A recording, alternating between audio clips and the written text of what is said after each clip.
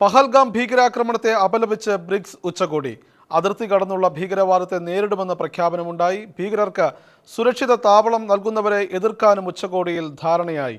ഇന്ത്യക്കും ബ്രസീലിനും UN-ൽ കൂടുതൽ പങ്കാളിത്തം നൽകണമെന്ന് റഷ്യയും ചൈനയും ആവശ്യപ്പെട്ടു.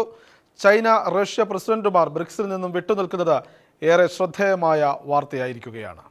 പഹൽഗാം ഭീകരാക്രമണം മാനവരാശിക്കാകെ എതിരായ ആക്രമണമായിരുന്നെന്ന് പ്രധാനമന്ത്രി നരേന്ദ്രമോദി ബ്രിക്സ് ഉച്ചകോടിയിൽ പ്രസ്താവിച്ചു. ഇന്ത്യയുടെ കൂടെ നിന്ന എല്ലാ രാജ്യങ്ങൾക്കും നന്ദി പറയുന്നതായും ഇന്ത്യൻ പ്രധാനമന്ത്രി ആവർത്തിച്ചു. ഭീകരാക്രമണത്തോടുള്ള നിലപാട് സൗകര്യമനുസരിച്ചാകരുതെന്നും എവിടെ നടന്നു എന്നത് നോക്കി നയം സ്വീകരിച്ചാൽ അത് മാനവരാശിക്കെതിരാകുമെന്നും മോദി ബ്രിക്സ് ഉച്ചകോടിയിൽ പറഞ്ഞു. ഭീകരരെ പിന്തുണയ്ക്കുന്നവരെയും ഇരകളെയും ഒരേപോലെ കാണരുത്.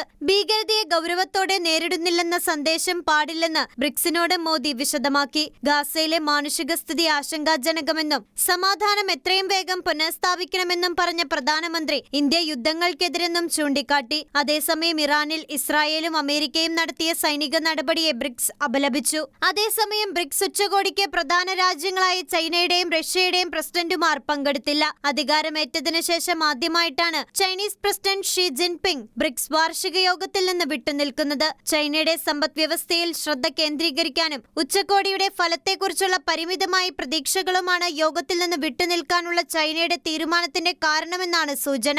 അതുപോലെ ബ്രസീൽ അന്താരാഷ്ട്ര ക്രിമിനൽ കോടതിയിൽ അംഗമായതിനാൽ യുക്രൈനിലെ യുദ്ധ കുറ്റകൃത്യങ്ങൾ ആരോപിച്ച് അറസ്റ്റ് ചെയ്യുമെന്ന ആശങ്കയിലാണ് പുടിൻ ബ്രിക്സിൽ നിന്നും വിട്ടുനിൽക്കുന്നത്.